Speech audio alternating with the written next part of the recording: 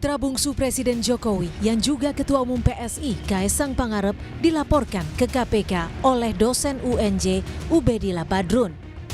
Ubed mempertanyakan asal-usul kekayaan Kaesang yang bergaya hidup mewah. Ubed juga mempertanyakan laporan yang ia buat 2 tahun lalu terkait dugaan tindak pidana pencucian uang keluarga Jokowi. Tentu saja gaya hidup mewah putra Presiden ini mengundang banyak pertanyaan. Lalu kami datang ke KPK untuk meminta kepada KPK agar laporan kami yang 2,5 tahun lalu lebih itu diungkap, karena terkonfirmasi bahwa dugaan kuat pada waktu itu tentang tindak pidana pencucian uang, tindak pidana korupsi, gratifikasi dan lain-lain itu diantaranya terkonfirmasi dengan peristiwa gaya hidup mewah ini. Usai Kaesang dan istri Erina Gudono jadi sorotan masyarakat karena perjalanan ke Amerika Serikat naik jet pribadi, KPK angkat bicara. Wakil Ketua KPK Alexander Marwata meminta Direktur Gratifikasi untuk mengklarifikasi jet pribadi Kaesang dan Erina. Soal Kaesang yang bukan penyelenggara negara, Alex bilang tetap bisa diklarifikasi apakah pemberian fasilitas terkait jabatan orang tuanya atau tidak. Sepanjang patut diduga bahwa pemberian fasilitas dan lain sebagainya itu ada hubungannya dengan jabatan dari seorang orang tuanya atau kerabatnya, kan bisa.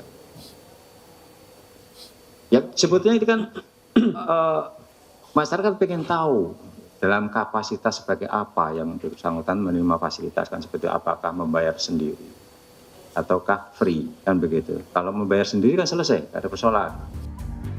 Sehari usai pernyataan Alex Marwata, juru bicara KPK Tessa Mahardika menyatakan lembaganya tidak berwenang memeriksa Kaesang karena bukan pegawai negeri maupun penyelenggara negara. KPK tidak memiliki kewenangan untuk memeriksa apakah itu merupakan gratifikasi yang menyentuh konflik of interest atau tidak, karena yang bersangkutan bukan merupakan pegawai negeri ataupun penyelenggara negara. Membela Kaesang, Ketua Umum Solidaritas Merah Putih Sylvester Matutina bilang tak ada yang salah naik atau menyewa jet pribadi.